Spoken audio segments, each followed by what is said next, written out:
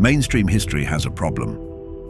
According to everything we're taught, human beings spent 200,000 years as primitive hunter-gatherers. Then, around 10,000 BCE, something snapped. Agriculture, cities, writing, massive stone monuments engineered across every continent at once. We're told this was civilization's dawn. But what if it wasn't a beginning but a restart? And the people who built those first known cities weren't starting from scratch, but rebuilding from the ruins of something far older, destroyed so completely that the evidence was buried under layers of sediment we're only now learning to read. That catastrophe has a name. Scientists call it the Younger Dryas.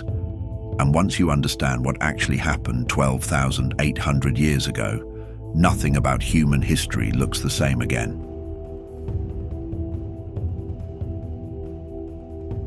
Before we talk about the destruction, we need to talk about what existed before it. The standard model of archaeology tells us that before 10,000 BCE, humans were simple, nomadic, disconnected, incapable of coordinated large-scale construction. And for a long time, the evidence seemed to agree, because we simply weren't finding anything else. But something has been quietly unsettling that assumption for decades.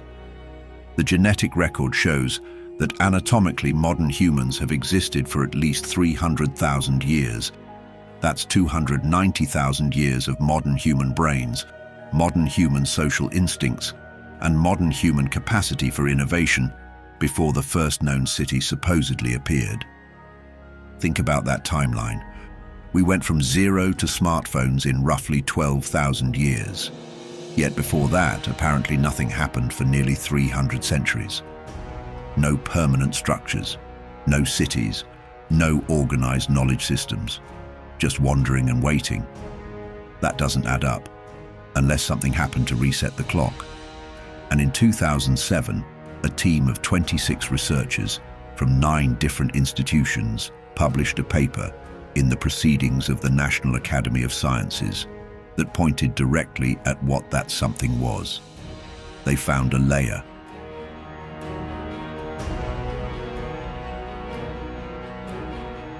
Across 4 continents running through geological records in North America, Europe, the Middle East, and Central Asia, scientists identified a thin, dark sedimentary layer.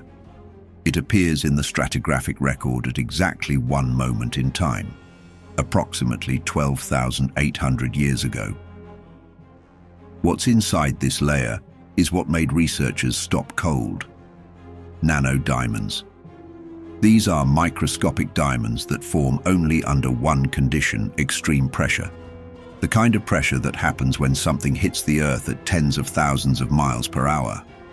Platinum group elements. Metals like iridium and platinum are vanishingly rare on Earth's surface, but common in asteroids and comets. The Younger Dryas boundary layer has concentrations up to 100 times higher than surrounding sediment. Spherules, which are tiny glass beads, formed when rock melts instantaneously and re-solidifies in the air, the kind produced by massive impacts or nuclear-level detonations. And soot, unimaginable quantities of carbon-rich soot, consistent with continent-scale wildfires burning simultaneously across multiple landmasses. This layer is known as the Younger Dryas boundary, or YDB.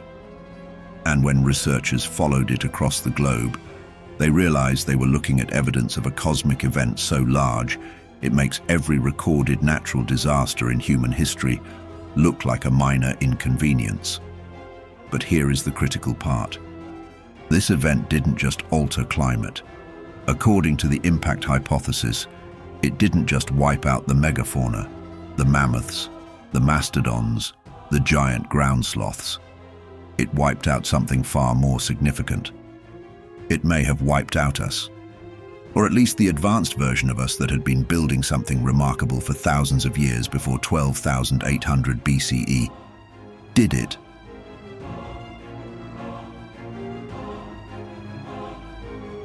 Here's what the Younger Dryas impact hypothesis actually says happened. Around 12,800 years ago, a fragmented comet, possibly the same object we call Comet Encke today, or a larger parent body it broke from and entered Earth's atmosphere in multiple pieces. The largest fragments appear to have struck the Laurentide ice sheet, the massive glacier covering most of North America. Now, a comet hitting bare rock is catastrophic, but a comet hitting a 2-mile thick ice sheet, that's something else entirely. The ice acted as a giant amplifier.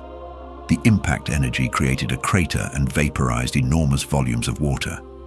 This launched a superheated steam column into the upper atmosphere that would have encircled the globe within hours.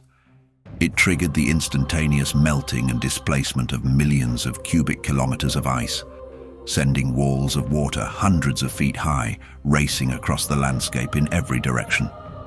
Researchers studying the topology of North America have identified what they call the channeled scablands in Washington state. It is a landscape so catastrophically carved, so deeply gouged with drainage channels impossible to explain by normal erosion. Geologists spent decades arguing about what created them. The answer, confirmed in the 20th century, was catastrophic flood from the collapse of glacial Lake Missoula. Multiple events, ice dam failures, biblical scale floods. Now multiply that by the entire northern ice sheet. The meltwater didn't just flood rivers, it surged into ocean basins. Sea levels, according to geological records, rose dramatically. Coastlines that had been inhabited for tens of thousands of years disappeared permanently beneath the ocean. And then came the fires. The atmospheric shock wave from the impacts would have created air temperatures sufficient to ignite vegetation across millions of square miles. Biomass burning indicators in the YDB layer suggest that a significant portion of North America's forests burned within a very short period. Simultaneously, at the exact moment the layer was deposited. For any civilization on Earth's surface in 12,800 BCE, this would not have been a natural disaster. It would have been the end of everything.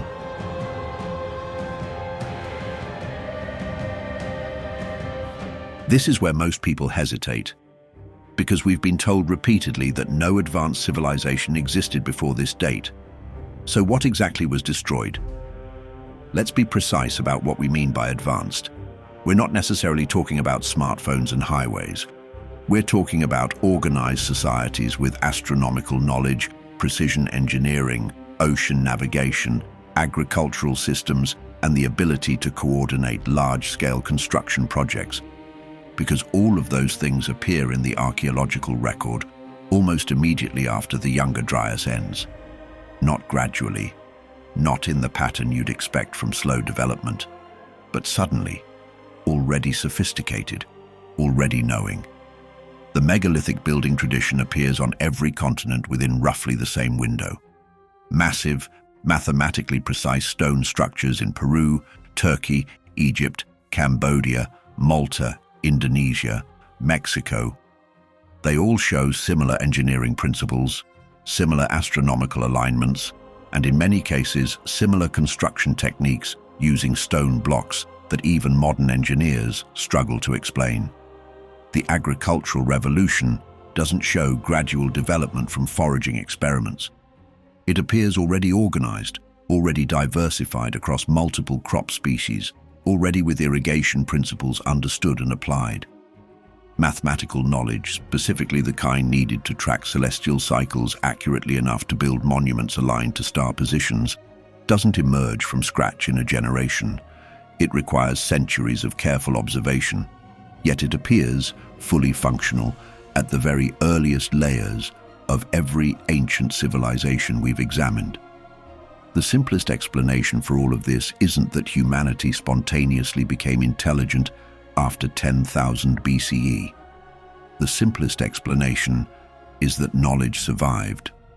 That the people who founded Sumer, Egypt, the Indus Valley, and the megalithic traditions of the Americas weren't starting from nothing. They were working from fragments of something older, something that ended at the Younger Dryas boundary.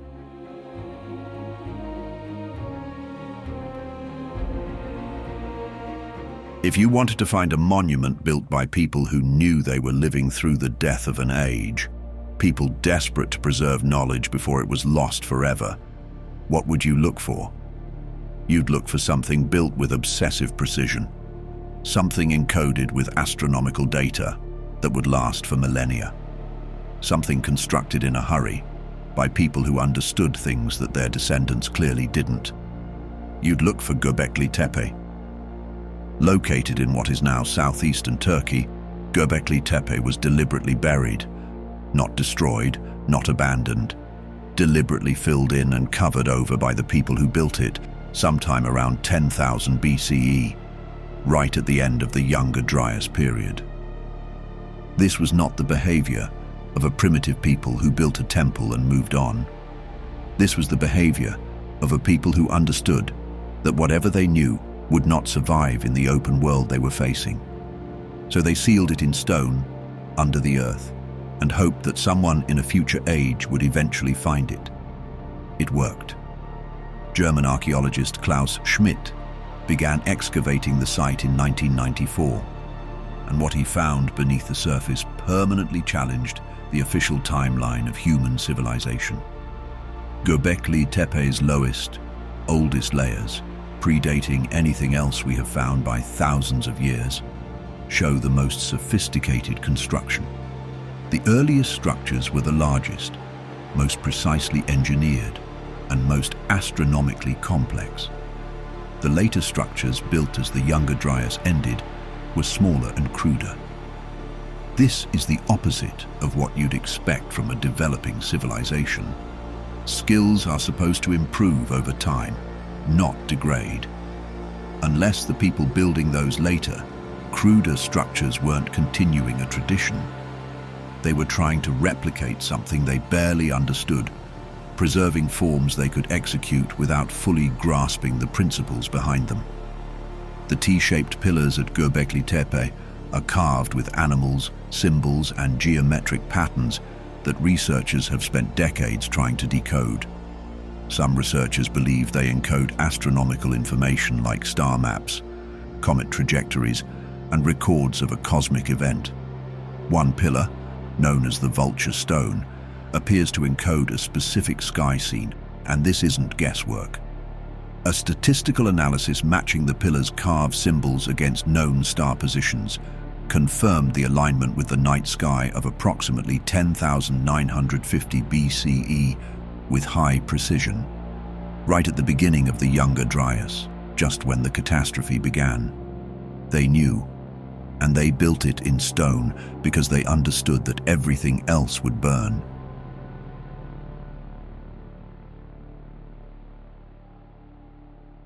There is a pattern in human mythology that scholars have studied without quite understanding why it's there. Every major civilization on Earth has a flood myth. Not a flood story, but a catastrophic world-ending deluge that destroyed a previous age and forced survivors to rebuild. The Sumerians had Utnapishtim and Ziusudra. The Hebrews had Noah. The Greeks had Deucalion. The Hindus had Manu. The Aztecs described multiple ages of the world, each destroyed by catastrophe, with the previous age drowned in flood. The indigenous peoples of North America, South America, Polynesia, Australia, and Sub-Saharan Africa all carry variations of the same memory. The standard academic response has been to say this is a coincidence of human psychology. We tend to believe that floods are common, so all peoples naturally develop flood myths. But that explanation breaks down when you examine what these myths actually describe. They don't describe ordinary floods. They describe the sky breaking, fire falling from above, the sun darkening, continents shaking, seas swallowing coastlines, and in almost every version, they describe what existed before the flood: a golden age, a previous civilization, a world of wonders that was destroyed in a single catastrophic period.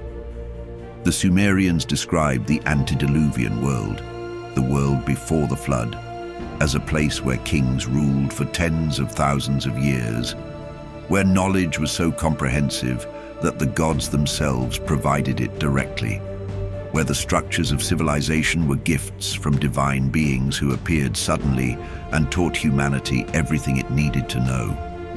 Plato described Atlantis not as a fantasy island, but as a specific civilization, advanced and organized, that sank beneath the ocean in a single day and night of catastrophe.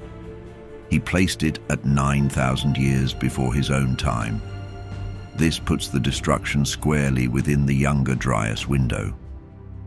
Plato said he received this account from Egyptian priests who told him that civilization had been destroyed and rebuilt multiple times. The Greeks and other peoples remembered only their most recent rebirth, having lost all memory of earlier advanced periods. The priests themselves, they claimed, preserved older records. Oral traditions on this scale, across this many cultures, don't emerge from nothing. They preserve real memories that are compressed, mythologized, attached to divine figures and supernatural explanations by people who had no other framework to describe what they witnessed. But the core event they're describing is the same. Fire from the sky, flooding of the world, the end of a previous age, survivors rebuilding from fragments, the Younger Dryas impact event.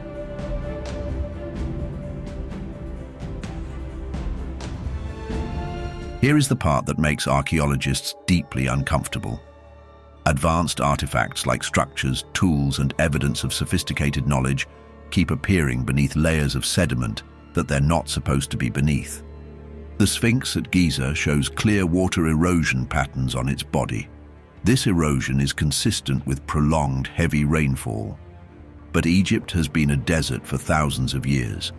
The last time Egypt received the kind of rainfall needed to create that erosion pattern was during the Younger Dryas period, when post-impact climate changes temporarily altered precipitation patterns across North Africa. Geologist Robert Schoch has argued extensively that this water erosion places the original construction of the Sphinx between 10,000 and 12,000 BCE, squarely between the pre-Younger Dryas wet period, when the last heavy rainfall sufficient to produce such erosion would have fallen across North Africa.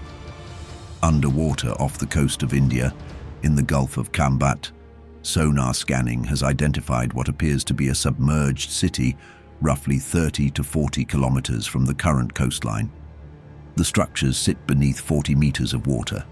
Sea levels were much lower during the Younger Dryas period. Whatever built these structures built them on dry land that was submerged when the ice sheets melted.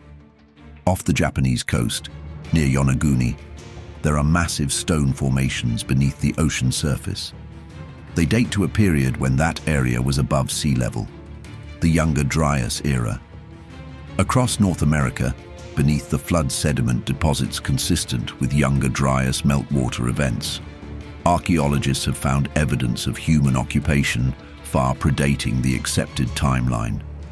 Artifacts in layers that should be empty, tool marks on bones from animals that shouldn't have been in contact with humans yet, sites that require either a complete revision of when humans reached the Americas or an acknowledgement that a significant flood event buried and reset the archaeological record. The Younger Dryas event destroyed people and buried the evidence. It deposited meters of sediment, silt, flood debris, and impact ejecta on top of everything that existed before it. What we call the earliest layers of human civilization may simply be the highest layers that survived exposure, while older, more advanced evidence sits beneath deposits we haven't looked under yet.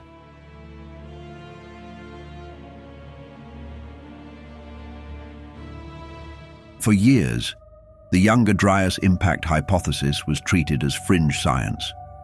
Mainstream archaeology and geology resisted it, pointing to methodological questions and disputed dating. But the evidence has kept mounting. A 2018 study in the Journal of Geology by Woolbach and colleagues analyzed samples from 23 sites across 4 continents and found that the YDB layer consistently contained platinum group anomalies, nanodiamonds, microspherules, and soot deposits indicative of simultaneous continental-scale fires. The study concluded that the evidence strongly supported a cosmic impact or airburst event at the beginning of the Younger Dryas period. A 2019 study published in Scientific Reports analyzed data from Hiawatha Crater, a massive impact crater discovered in 2015 beneath the Greenland ice sheet. The timing of this impact is still debated, but the crater's existence confirmed that large-scale cosmic impacts on ice sheets are not theoretical. They happened. In 2022, the University of South Carolina published research confirming platinum anomalies at the Younger Dryas boundary layer at a Syrian archaeological site called Abu Huraira, a site occupied by some of the earliest known farmers. The researchers found that the village was struck by an extremely high temperature event at the start of the Younger Dryas. Not a campfire, not a volcano. Something that melted construction materials including clay and stone simultaneously across the entire site. Abu Huraira was hit by a fragment of the Younger Dryas impact event. And the people who survived it, if any did, would have experienced their entire world burning in a single day. Mainstream archaeology is slow to update its models. There are careers, funding structures, and institutional frameworks built around the existing timeline. Admitting that an advanced pre-Younger Dryas civilization existed doesn't just require adding a footnote. It requires rewriting the foundational assumptions of human prehistory. That kind of revision doesn't happen quickly, but it does happen, and the direction of travel is clear.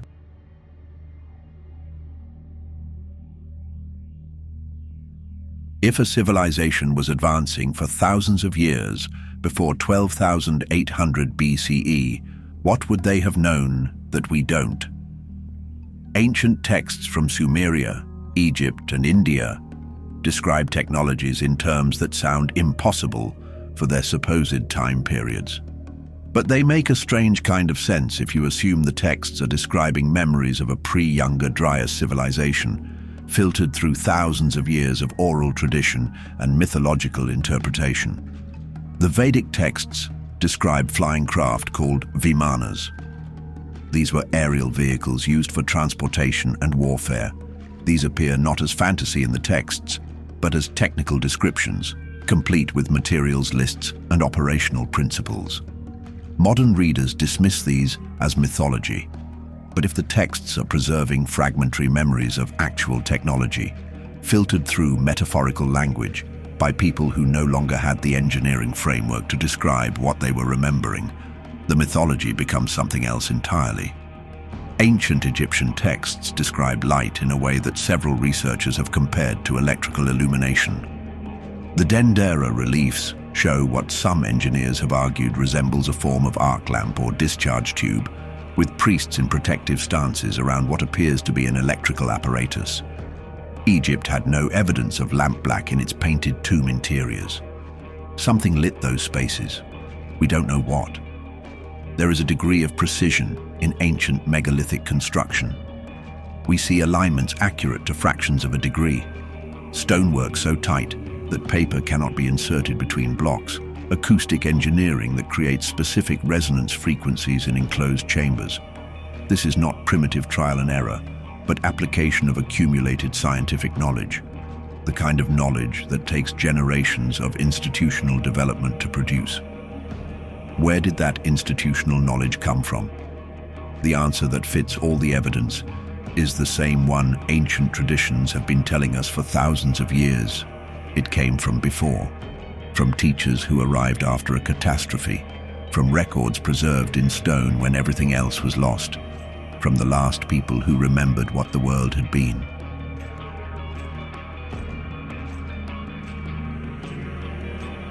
Consider the following scenario.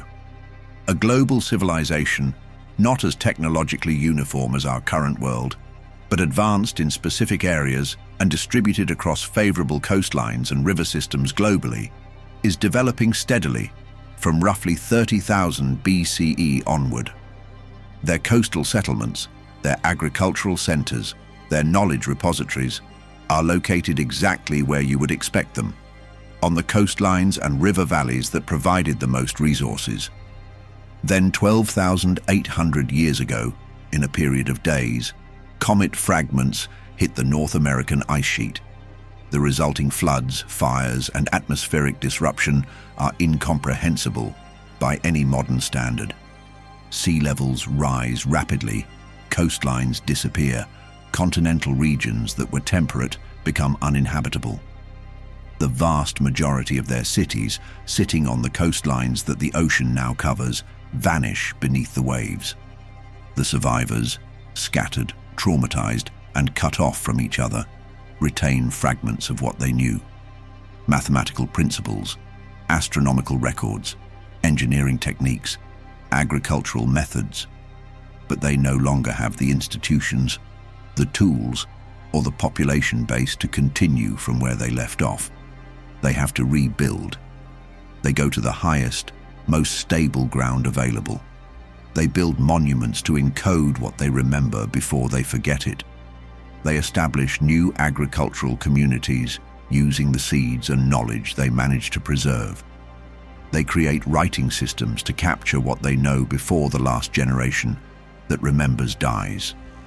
And their descendants, a few thousand years later, appear in the archaeological record as the sudden, unexplained flowering of civilization in Sumer, Egypt, the Indus Valley and China, already possessing mathematical knowledge, already building in stone, already navigating by stars.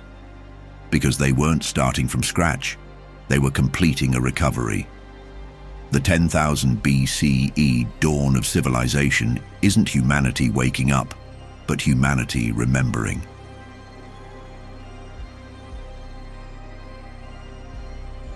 If the Younger Dryas impact hypothesis is correct, and the scientific evidence increasingly suggests that something cosmic and catastrophic happened exactly 12,800 years ago, then the history of humanity is fundamentally different from what we've been taught. We are not the first advanced civilization on this planet. We are likely the second or the third, or perhaps further along in a cycle than anyone in the modern world has been willing to seriously consider. The ancient texts that describe antediluvian worlds with flying vehicles, crystal technologies, and global knowledge systems are not mythology in the way we typically use that word, meaning fiction.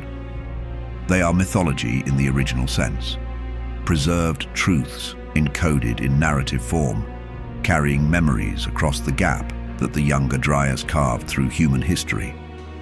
Göbekli Tepe is not a mystery, but more of a message, built by survivors who understood that they were living through the end of an age, and who wanted the next age to know that something had existed before them. The platinum in the soil, the nano-diamonds in the sediment, the spherules in the ice cores are not geological curiosities. What if they are a timestamp, a geological record of the day that reset the clock of human civilization? And the most important implication of all this might be the simplest one. If it happened before, it can happen again. The objects that struck the Earth 12,800 years ago came from a comet stream that Earth still passes through, and we're in it. And the astronomical awareness of what that means suddenly looks less like primitive superstition and more like a survival warning from people who had seen exactly what happens when humanity stops watching the sky. The question is whether we're paying enough attention to see what might be coming next. Tell us what you think in the comments. And if videos like this make you look at the ancient world differently, hit the like button and subscribe. There's much more to uncover together. Keep your minds open, and until we meet again,